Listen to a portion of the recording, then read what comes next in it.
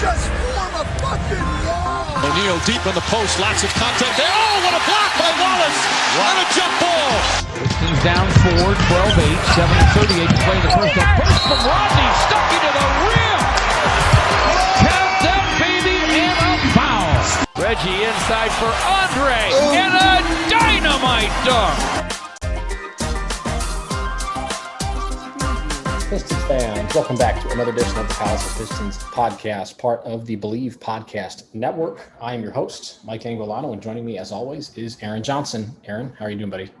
Doing good, Mike. Ready to get into it. We got some good stuff to get into today. We got some stuff from Troy Weaver. We've got some NBA's end of season awards coming in. We also have some discussion on the NBA playoffs. So some different topics to talk about. Excited to get into each one. Yes, we figured with the playoffs going on, and the only draft-worthy thing was the coin flip that happened today. We're going to branch out a little bit for this podcast, talk a little bit about the playoffs, talk a little bit about some of the awards like Jerami Grant finishing second in most improved player voting. And I'm excited to get into it too. I think we kind of all knew that Julius Randle was going to take that one, but just good to have Jerami Grant up at the top. Yeah, no doubt. If I was a betting man, I would have definitely taken Julius Randle. And we are off, folks. And we are off with our first ad read, and that is Bet Online, of course. Bet Online, the fastest and easiest way to bet on all of your sports action. It has you covered with all the news, scores, and odds, and it's the best way to place your bets. And most importantly, it's free to sign up. Head on over to the website betonline.ag or use your mobile device to sign up today, and you'll receive your 50% welcome bonus on your first deposit. That's pretty sweet. Again, betonline.ag or use your mobile device to sign up today and receive your 50% welcome bonus for your first deposit. BetOnline, your online sportsbook experts. So we'll move on to Troy Weaver first and foremost, get into our Pistons talk early. And we sort of talked a little bit about the last couple pods about what exactly the offseason would hold for the Pistons and how Troy Weaver would approach it, because he can be crafty. And we've sort of also talked about the plan for the Pistons is, should they go for some signings that impact winning right now? Should they stick to improving what they currently have with smaller marginal moves? And it seems like we have an answer. Troy Weaver said on his offseason plan, I don't anticipate having too many roster spots available. We're happy with the guys we have and would anticipate maybe 1 or 2 additions. And the answers for the Pistons are all in-house with internal development. And that appears to be the focus. So, Aaron, any initial thoughts on that statement from Troy Weaver? Yeah, I mean, I think it kind of makes sense. I also think it's what a lot of people, at least if you were kind of reading the room, were expecting. Maybe there were some that said, oh, look at all the moves Troy Weaver made in his first year. He's just going to do that again. Well, you don't go in every year and just say, well, I want this guy this year. I'm going to go get this guy next year. And it can't be a carousel of players circling in and then circling out.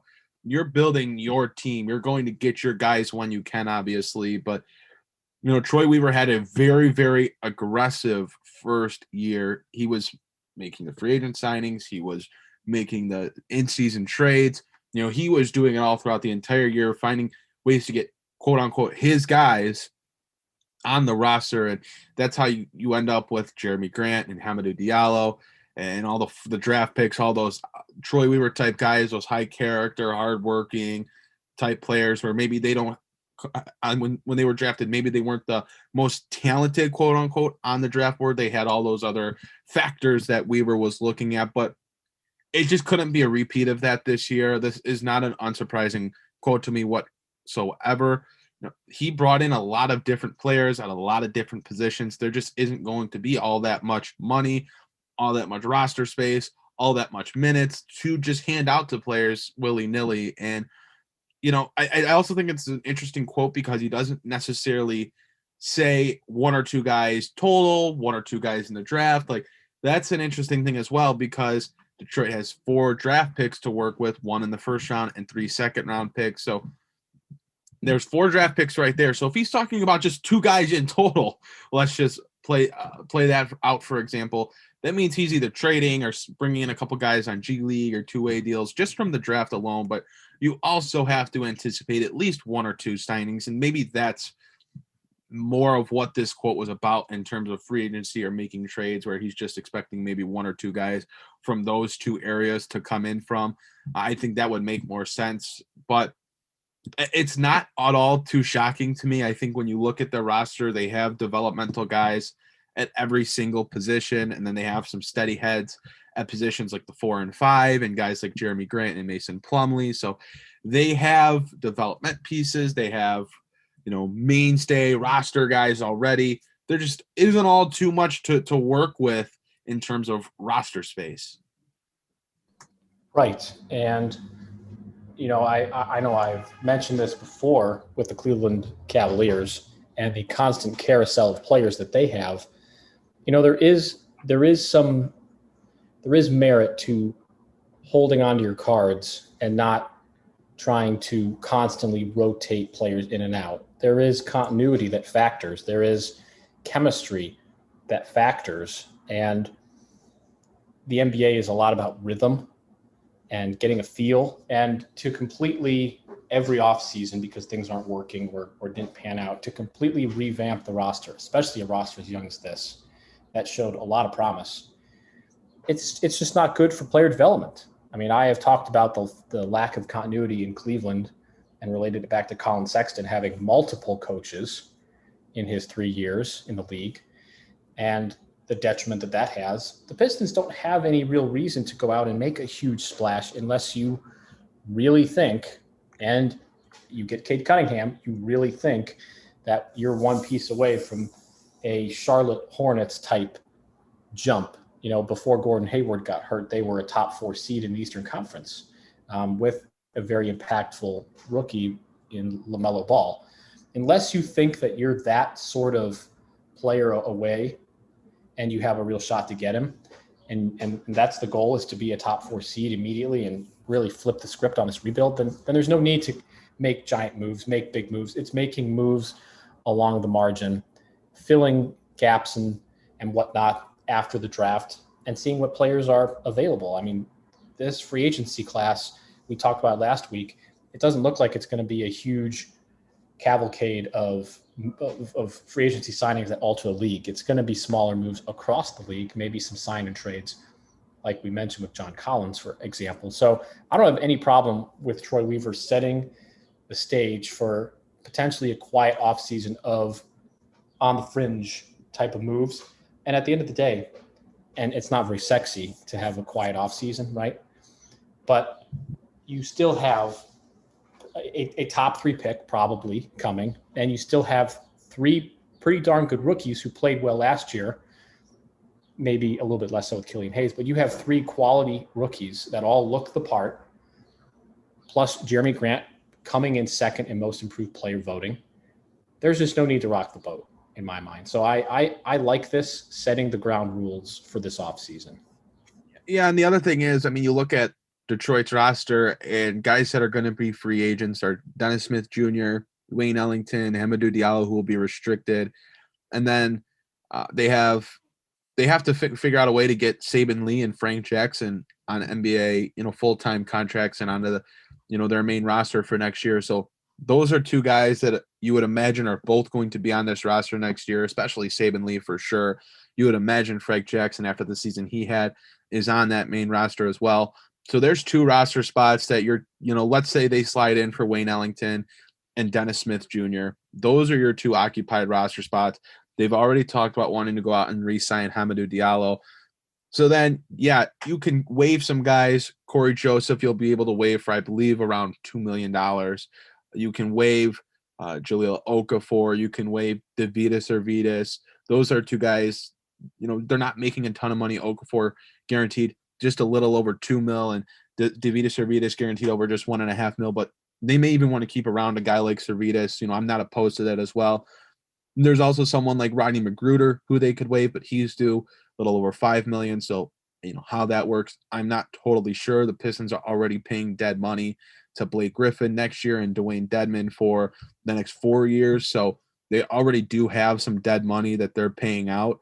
So there just isn't going to be a ton of roster space. And, there's no reason to continue to waive all these different players and give yourself a ton of dead cap space that you can't use and things of that nature. And I don't see a problem with just using the draft to fill out this roster. Maybe you grab 1 or 2 veterans in free agency, but use your first round pick, use one of your second round picks to get guys that can be on your roster, and then maybe trade a second round pick and use the other second round pick for a 2-way player or something of that nature. But this roster is essentially filled out, and the Pistons shouldn't be doing anything unnecessary to make roster space when it just isn't needed for this team and what they already have. Yeah, I think you put it pretty succinctly. This is going to be unpopular because I think he has fans within Pistons Twitter. Dennis Smith Jr., had not really kept up with his statistics much after the acquisition. He has really no place on this roster, does he? Unfortunately, no. He got hurt and he missed the rest of the season. He had a couple good games, but he did not last too long before getting hurt, and he's had a slew of injuries in his young career. And then, like we just talked about, there just isn't a lot of roster room, and you already have Killian Hayes and you already have Saban Lee, who are 2 point guards. I would imagine both those guys are your point guard rotation for next year.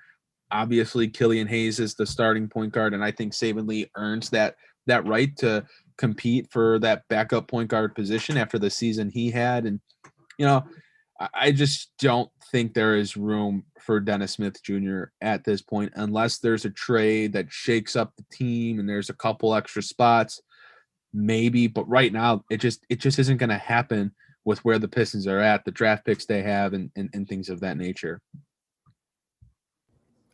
Comparatively, and I don't know how much this is inflated by a couple of good games, because I know he had a couple good games. He shot 34% on 3, which is nearly his career high. He shot 46% on 2-pointers, which is his second best of his career. And his effective field goal is 48.4%, which is also second highest of his career. So I get it. You need another shooter, and he's just kind of he's very inconsistent. I mean, he's always been a pretty poor shooter.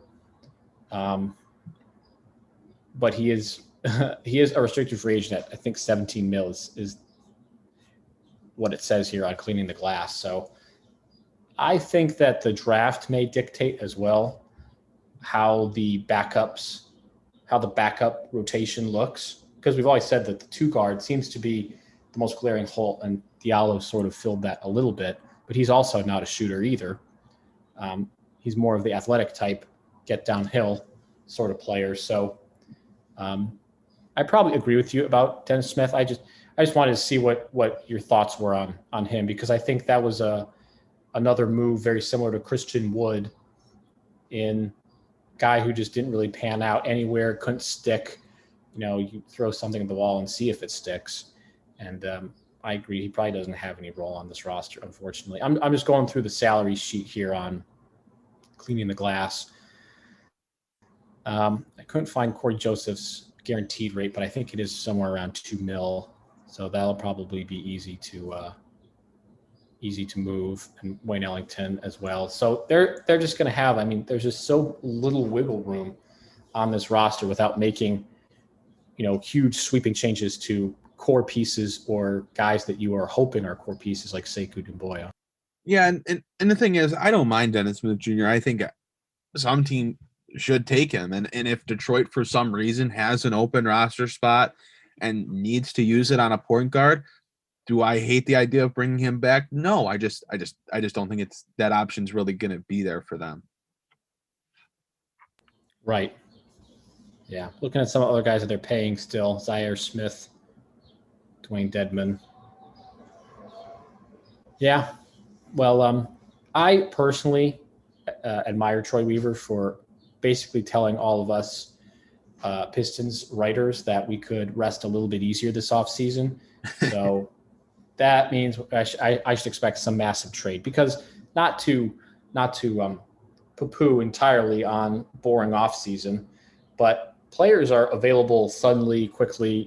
It's a constantly moving league. It's a very fluid league, and I would still not be surprised if there are big trades that swing things and the Pistons sneak in as a third team and scoop up a player or things like that. But I do like the setting of the expectations for everybody, in that this is the core. You just saw them play fairly well. I mean, all things considered, I don't think we could have expected anything better, other than maybe Killian Hayes being healthy. And we're going to go into next season with ideally a top 3 pick and some heightened expectations. Yeah, no, I'm absolutely fine with Weaver saying that. It takes a little bit of relief and not having to worry about having to be up on midnight with 3 or 4 people ready to hop on the computer and run Twitter and churn out articles of all the moves. Been there, done that. Making. I'm in for a nice, quiet Detroit Pistons free agency and things. And then a raucous summer league. Yes. Oh, man. Summer league. Gosh. So excited for that. Getting closer. It feels like summer. It's 80 every day it gets closer. Here. Mike, I have a little calendar. I mark it every day. One day closer to summer league. One day closer to summer league. It should be the draft. What is wrong with you? It really should be the lottery. What is wrong with you? We're like less than a month away from the lottery right now, but instead you are hyped for summer league to watch Tyler Cook go up against Marquise Golden. Oh my gosh. Yes, sir. Yes. So I like not having to worry about having a potentially hectic offseason. And speaking of not wanting to worry, you never want to worry about any devices that you're using for personal grooming, especially ones that you use below the belt. And support for the Palace of Pistons podcast is brought to you by Manscaped, who's the best in men's below the waist grooming. They offer precision engineered tools for your family jewels, and Manscaped has just launched their 4th generation trimmer, the Lawnmower 4.0. Join over 2 million men worldwide who trust Manscaped with this exclusive offer, 20% off and free worldwide shipping with the code POP at manscaped.com. Again, that's 20% off and free worldwide shipping with the code POP at manscaped.com. Again, get 20% off and free shipping with the code POP at manscaped.com. Unlock your confidence and always use the right tools for the job with Manscaped. So thank you, Manscaped, for being a sponsor on the Palace of Pistons podcast. Absolutely. Shout out Manscaped. Yes, absolutely. So let's go into our second topic, which covered a little bit last week, but Jerami Grant has officially, and this was a little late addition, Jerami Grant places second in most improved player voting.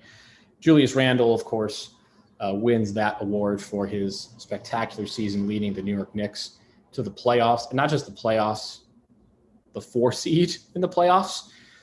I think we're on the same page here, but do you think that the voters got it right by picking Julius Randle over Jerami Grant? They did. And Randle had a phenomenal season with the Knicks, an all-star, leading his team to the playoffs, getting home court advantage for his team in the playoffs. Now, did he have a rocky first game in the playoffs? Absolutely. But that doesn't take away from the fact that he had a phenomenal year with the Knicks.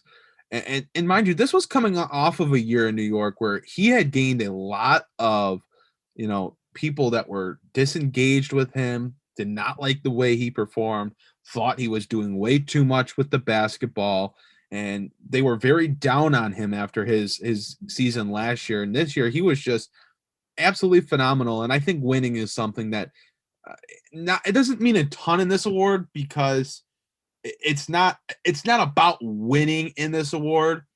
MVP is certainly where I think winning has a little bit more of stature to it. If you're the most valuable player, you obviously provide value to your team, and value is winning ball games.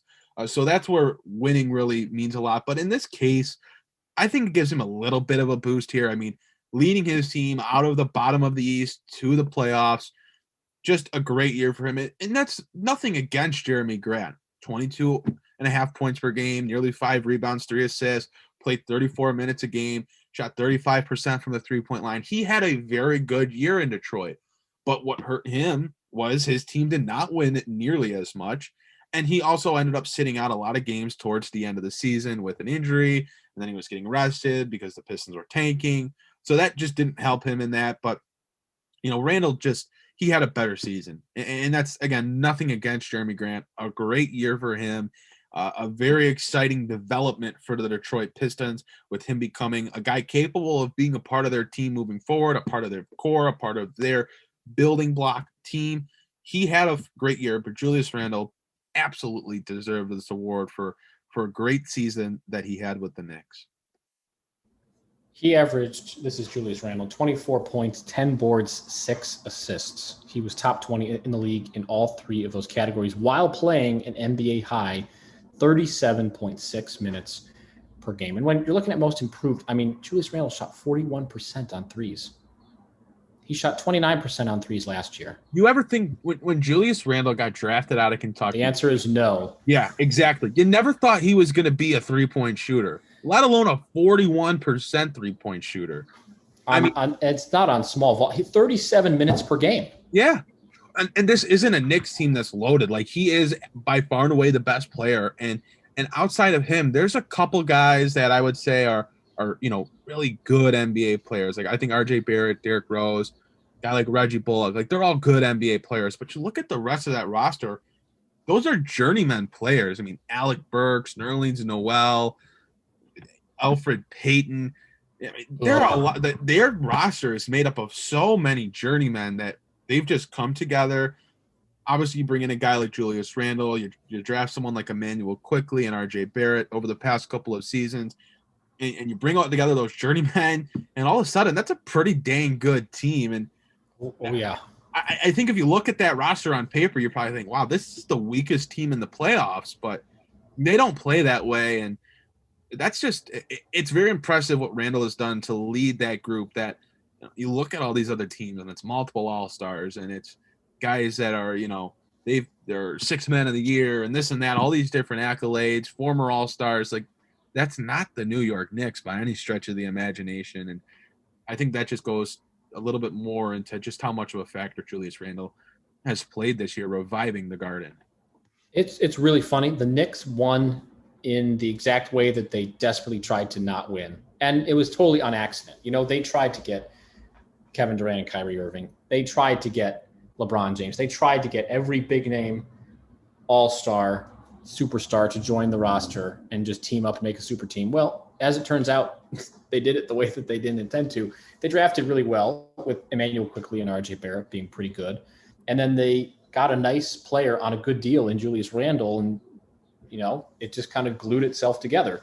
They surrounded him with good vets like Derrick Rose and Taj Gibson, and it just kind of worked on basically on accident. So it's very funny to me that they went from, we're going to draft Zion Williamson with the first pick, and then we're going to get Kevin Durant and Kyrie Irving to join, and we'll have a super team. And none of those things happened, but they still built correctly through the draft and with quality free agent signings and acquisitions. And now look at them.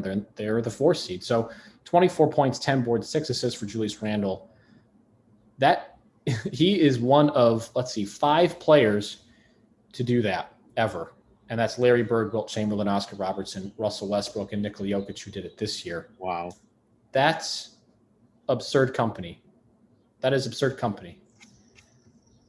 That's incredible. And it's just, it's crazy how his career has developed. Obviously, he gets hurt. I believe it was the first game, or maybe it was the first week. I'm pretty sure it was the first game. Gets hurt in the first game of his career, misses his rookie season, comes back. Oh, yeah, that's right.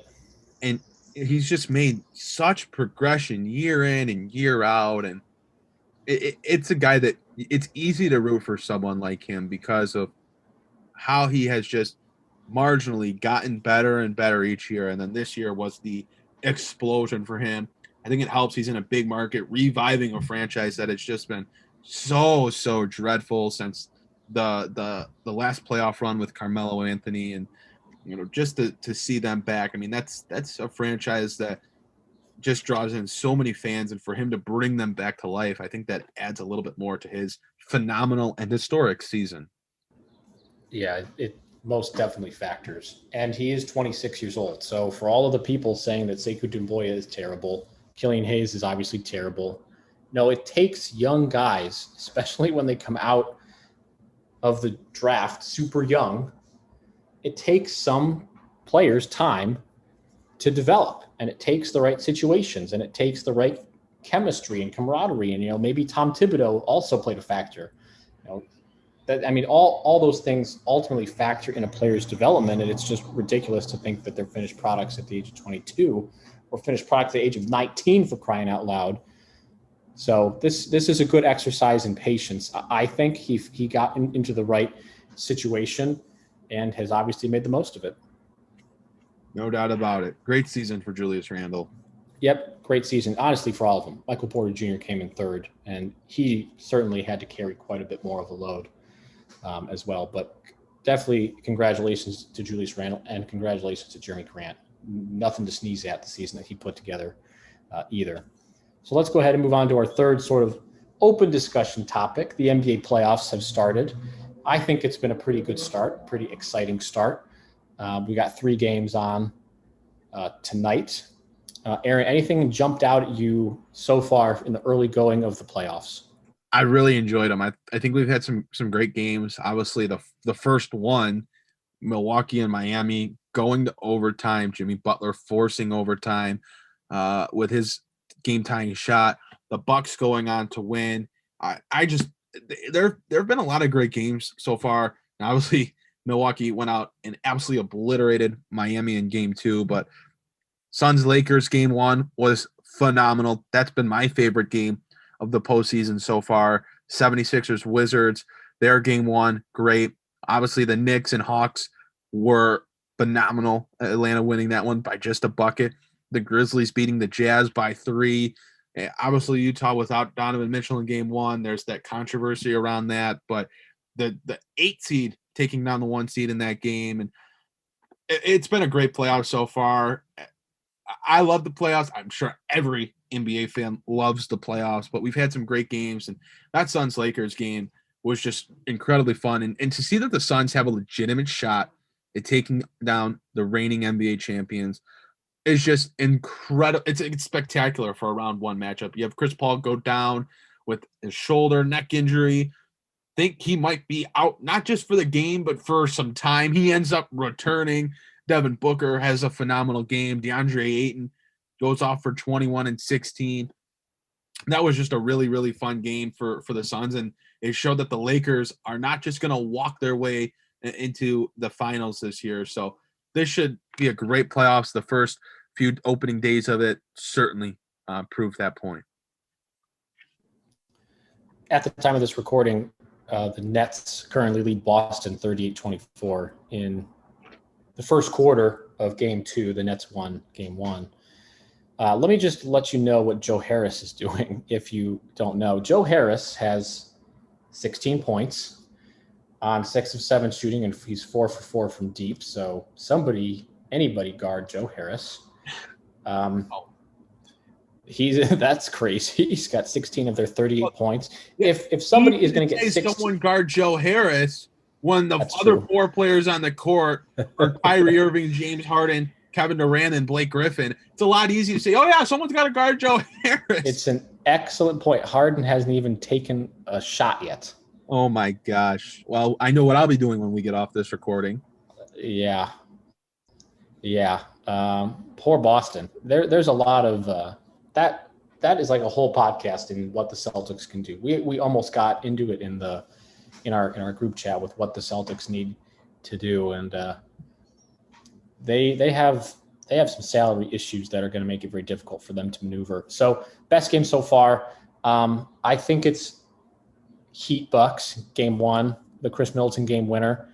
Ultimately, I think that would have been a lot bigger had Trae Young not also hit a game winner and the Lakers also not lost, basically by DeAndre Ayton sunning Anthony Davis. And that's a very interesting series because if Anthony Davis comes out here in Game 2 tonight and is as just not tough as he was in game one, just not as aggressive as he needs to be. And the Lakers are going back to LA down 2-0.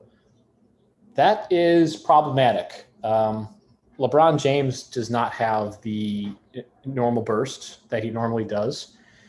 And if Anthony Davis continues to play soft, then that's a team that does not have the necessary pieces to make up any of that. No team really has the personnel to make up, having bad LeBron James and Anthony Davis games. It certainly is Andre Drummond, who I feel bad for the guy at this point. He just has become a punching bag everywhere he goes. And now he's a punching bag on the most popular team in the entire league. Yeah. It's partially his fault because of the plays and the decisions that he makes. But my goodness, after all the years of talking about Andre Drummond, defending him at times, criticizing him at other times, it would just be nice for him to go out in national spotlight and just dominate. And it just doesn't look like that's gonna happen. Didn't have a great game in game one. Definitely some moments you would like to forget from him. But man, just really tough. And yeah, the Lakers are in a spot. The Lakers are in a tough spot. Devin Booker is a star. He is a bucket getter. He is capable of leading the Suns to defeat the Lakers in this series. Obviously, he has some very good teammates in Chris Paul, Ayton, Mikal Bridges, but don't get it twisted. Devin Booker is absolutely legitimate, and he is just going to be a problem all series long because it doesn't look like the Lakers have one guard, one wing that can even minutely get in the way of Devin Booker. No, he is just a bucket. And the Lakers are just going to have to accept that he's going to get his dues and he's going to score. And it's everybody else. It's, I don't know why they didn't force Chris Paul right. That was the most bizarre injury I've seen. He basically was unable to dribble with one hand. He was unable to dribble with one hand. And somehow the Lakers did not pick up on this, did not force him right, did not do the things that you ideally should do when there's obviously a hurt player playing, and that's exposed, those weaknesses. But that is a very interesting team. Quickly before we wrap up here, there's a couple of maybe surprising starts. I think obviously the Grizzlies leading 1-0 is surprising, even though Donovan Mitchell did not play in game one. Your MVP, Donovan Mitchell, right? And the Mavericks leading the Clippers 1-0. What team, not just of those, what team has the, is in the tightest scenario? Like, who has the most on the line right now? Is it the Clippers? Is it the Lakers? I think you expect the Lakers to find themselves in this series. The Clippers, on the other hand, this is major territory for them. This Mavericks team now, second year in a row, come out topping the Clippers. Kawhi Leonard, Paul George, like this team was supposed to do it last year. They obviously did not. And then they go out and they lose to Dallas in game one against a team that did not have a great regular season, really has not had a ton of success outside of Luka Doncic. They've had some injuries. Kristaps Porzingis has not had the season that they were hoping he would have, and they take it to the Clippers in game one. I'd say there's a lot of pressure on both the Los Angeles teams. They're not blowing up the Lakers if Anthony Davis and LeBron James don't win this year, but the Clippers go down in round one. I think you really have to look at, can we really win with Paul George? Do we have to go get someone better to team up with Kawhi, or what do we have to do to be able to beat these Mavericks and to be a legitimate contender in the West? I think there's a legitimate worry there. And obviously, the game two and the rest of that series is going to have to play out. But that 0-1 start for the Clippers looks really, really bad. Maybe getting a point guard. I mean, I don't know. Maybe getting a point guard. Maybe getting a point guard and not assuming that Rajon Rondo turns into playoff Rondo and plays well. Maybe getting a point guard would help. They need something more than Patrick Beverly, Rajon Rondo, and Reggie Jackson. Like, there's just not enough there. They just do. They just do. I mean, God, Terrence Mann. I mean, anything, something. Also, Luke Kennard, a CDNP. That doesn't sit well with me. I mean, there's no reason he shouldn't be getting at least coming off your bench. I mean, there's just no reason. You scored 103 points. Like, you're telling me you can't use that shooting? I don't understand. And I'm not Ty Lue, and he's a championship head coach, but I guess I just don't get why he isn't able to play. I don't. That's a lot of money sitting on the bench. Yeah. No, that makes no sense to me. I mean, yeah, I don't know. And also, last bit on the Clippers, who now have the idea to put Kawhi Leonard on Luka Doncic. Yeah, it probably should have happened when Luka was cooking them the entire game. But again, I don't know. Luka ended up with a triple-double, 31, 10, and 11. Yeah, there was that same stuff last year with Kawhi not guarding Luka, and then eventually he would down the stretch of games, but you're not too little, too late at that. Yeah, point. like get out there and do it. Like you can't wait until the last couple minutes when you're trailing. Yeah, absolutely. Absolutely. So anything else on the playoffs before we wrap up this podcast? No, I mean, off to a great start. I'm ready to go watch some more of them tonight. Yes, off to a great start. The Nets are now 43-26. Well, maybe not watch that game. I don't know. It's a nice night of basketball, but the Lakers and Suns and can't wait for that. Mavericks and Clippers, yeah, they are for some reason on at the same time. I don't understand the NBA's thinking with that, but yes, let's go and get out of here and watch some playoff basketball. Sound good? Hey, sounds good to me, Mike. We'll reconvene here next week. Yes, we'll have our weekly meeting, and we hope that you will all join us for the next edition of the Palace of Pistons podcast. For Aaron Johnson, I'm your host, Mike Anguilano. Thank you so much for listening, and we will see you all next time.